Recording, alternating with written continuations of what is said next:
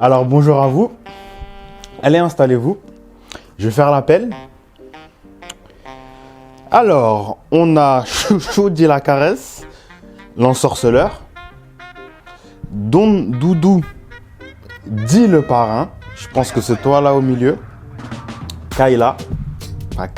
Kala. Médusa. Gigi dit la girafe. Pinou. Titi. Mais Titi, mais arrête de lever le bras. Le cours, il n'a pas commencé.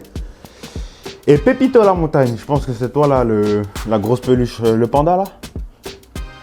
Ouh, bon, on va bien rigoler. On va bien rigoler cette année. Ouh.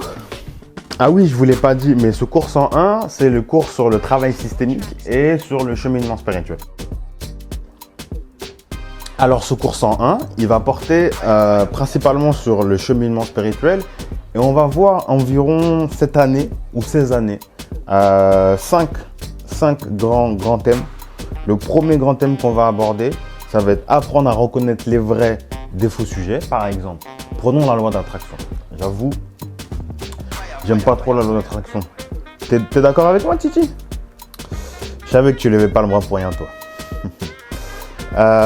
Oui, donc ce qui va être important, c'est de comprendre ce qu'est un vrai d'un faux sujet. Typiquement, un vrai sujet, c'est quand ça fait un vrai changement dans notre vie, ça fait c'est vraiment game changer, ou ce qu'on peut appeler aussi un saut quantique. Et un faux sujet, c'est juste que ça va prendre un espace, ça va juste faire du blabla dans notre espace mental, notre espace émotionnel, espace spirituel. Par exemple, là tout à l'heure, moi j'ai envie de parler de la loi d'attraction parce que je trouve que cette loi, elle est un peu trop mainstream, elle est un peu trop surcotée, et surtout que la loi d'attraction, en fait tout est attraction, tout est répulsion, voilà.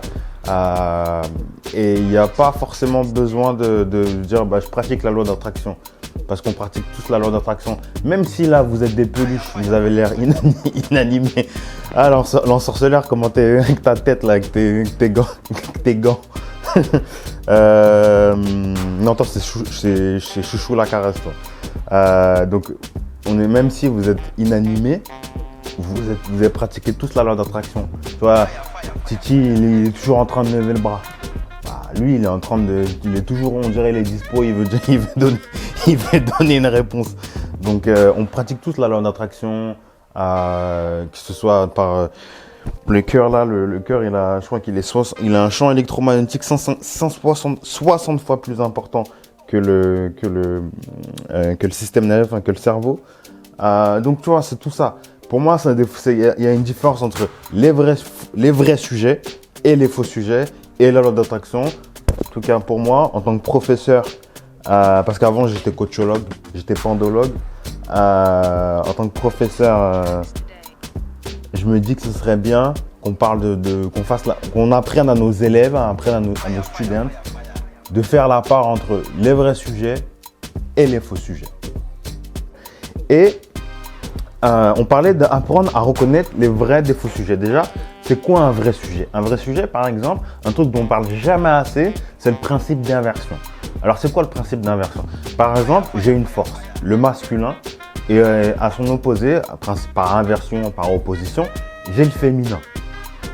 Et si je veux travailler bien mon masculin, il faut que je travaille bien mon féminin. Ça, c'est un principe d'inversion. C'est par principe d'opposition. C'est-à-dire que quand je travaille, si je veux travailler le masculin, il faut que je travaille le féminin, etc., etc. Mais si je travaille trop le masculin, qu'est-ce qui va se passer? Je vais avoir un déséquilibre dans mon féminin, etc., etc. Et ça, c'est pour toutes les forces, plus, moins, méchanceté, gentillesse, etc., etc. Terre, spirituel, immatériel, matériel, etc., etc.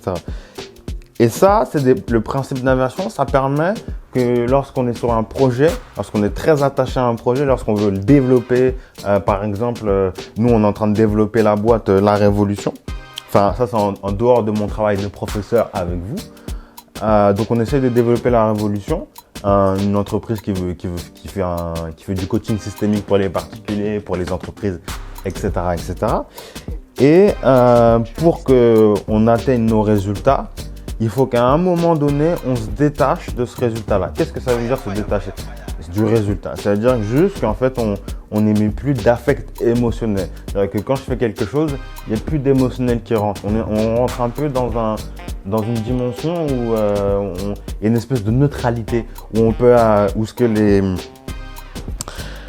les moines bouddhistes ou ceux qui pratiquent Vipassana appellent ça l'équanimité.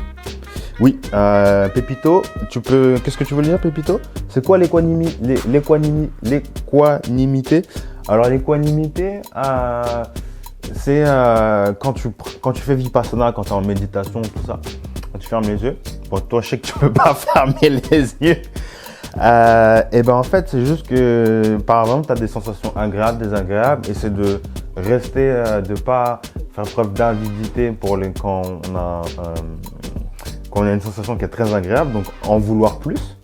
Et quand on a des sensations qui est désagréable, par exemple au genou, c'est de ce qu'on appelle l'aversion. C'est d'en vouloir moins. C'est juste de respecter cette espèce d'équanimité. Même si c'est confortable, je l'accepte. Même si c'est inconfortable, je l'accepte aussi. Et ça, c'est dans les sensations physiques quand tu pratiques Vipassana. Mais je pense que il y a peut-être d'autres pratiques dans le Zazen, peut-être qu'il y a ça. Enfin, bon, je ne sais pas, je m'avance. Mais voilà ce que ça veut dire l'équanimité, Titi. Bon, pour revenir à ce qu'on disait, j'ai oublié en fait. Votre professeur, il a des oublis. L'ensorceleur. Tu veux pas nous rappeler de quoi on parlait là, hein? Parce que il y a marqué I love you sur ton truc, mais j'ai pas l'impression que tu suis le cours, hein.